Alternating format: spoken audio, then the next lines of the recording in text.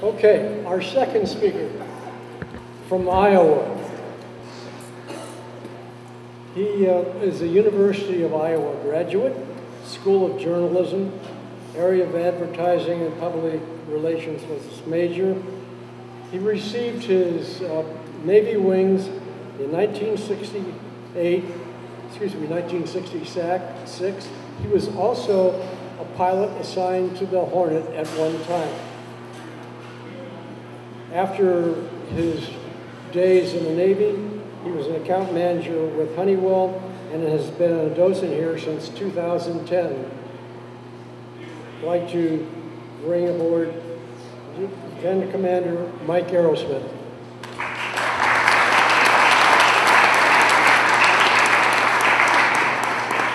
It's interesting, can you hear me okay? I wasn't going to talk about this, but when Alan mentioned the mission into Haiphong Harbor just before we started. Closer to the mic. Got it. There. How's that? That better? I'm too tall for this. Anyway, Alan and I were talking just before we got up here, and he told me that his best man at his wedding was rescued in a really hairy rescue by an H-3 pilot. And I asked him when it was, and he said, well, it was in April of 1967. And I said, well, that would be Steve Milliken, wasn't it? He mentioned flying into Haiphong Harbor. One of them got, not necessarily on that mission, but his best man got shot down and landed in Haiphong Harbor. And Steve Milliken went into Haiphong Harbor in his helicopter and rescued him. They were close enough in that they were actually firing mortar rounds over the Russian and Swedish cargo ships at them in their helicopter. And he made the rescue and got Alan's best man out, and so he got to have a best man and a wedding and all that.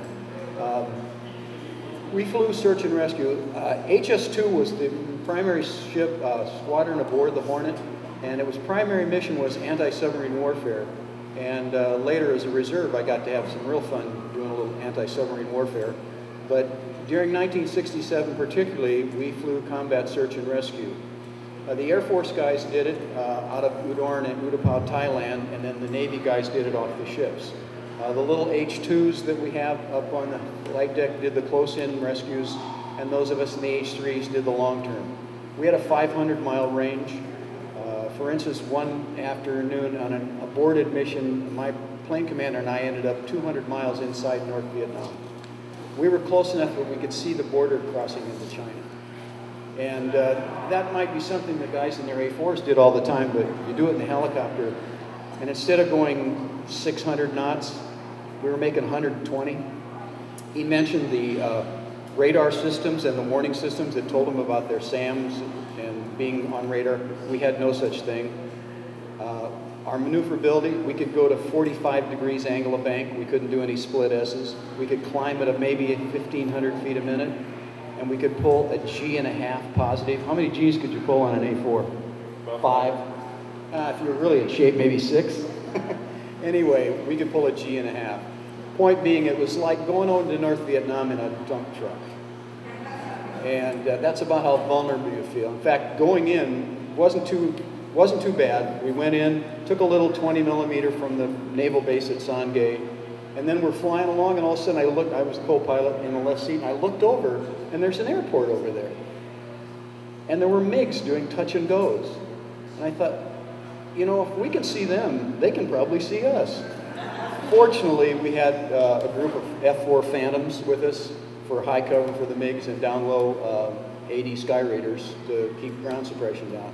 We got into the area, and we're air taxiing. It's called air taxiing. We're flying around at anywhere from 5 knots to 20 or 30 knots, and anywhere from 10 feet off the deck to 50 feet, looking for this Air Force A-105 pilot.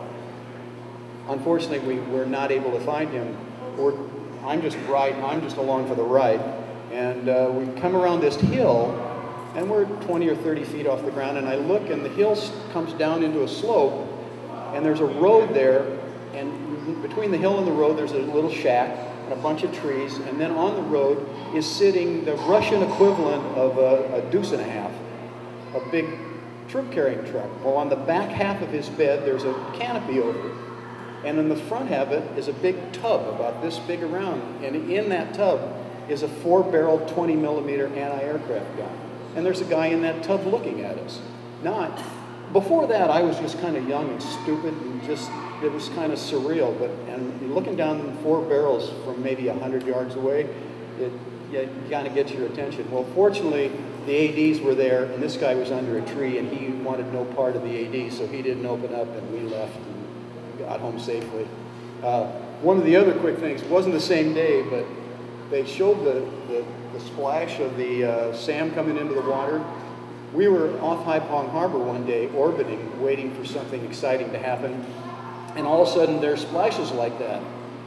And my plane commander at the time was our XO of the squadron, a real gentleman from North Carolina, had this really syrupy, nice North Carolina drawl, and he came, and I can't imitate it, came up on the radio and said, "Will you gentlemen in the Alpha Strike please find somewhere else to jettison your excess ordnance, because we're down here." And that's probably as close as I ever came to getting killed, was by our own guys jettisoning his ordnance. One other quick thing, this wasn't my rescue, but one of our guys rescued the pilot of an RA-5C Vigilante. And we don't have a Vigilante on board the Hornet, wish we did. Beautiful, beautiful aircraft, Mach 2.3 or 4, probably 1,800 miles an hour. It was originally a nuclear bomber, didn't work out, like a couple of the guys said, because it had the habit of when it would drop its nuke, the nuke would follow the plane. I digress. Anyway, they got shot down over North Vietnam, and again, very deep into North Vietnam, probably 150, 200 miles. The H-3 went in and picked the guy up, and they're flying out, and because they were so far in, they were running low on fuel. To get maximum range on an H-3, the procedure is to secure your number 2 engine. Well, when you do that, you can't fly at that lightning speed of 120 knots. You have to slow down to 60. So they're going out of North Vietnam at 60 knots. And the guy is in the middle between the 2 pilots, and he said, "My God, I came in here at 1,800 knots and I'm going out at 60? And the crewman's beside him, and being an irreverent guy that he was as an air crewman, he said, "Well, Commander, you can always get out and walk." And he said, "No, I think I'll stick it out here."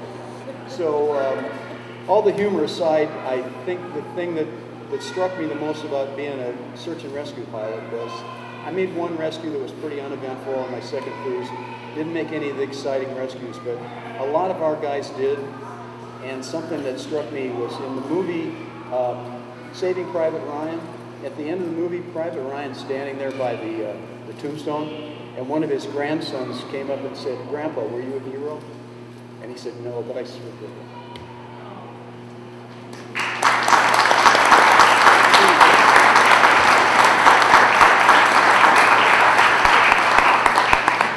Thank you, Mike. In a way, we sort of apologize. We have birthday parties and other activities going on, and so the little kids going by, we just have to accept that, but we're pleased that they're able to come aboard the Hornet.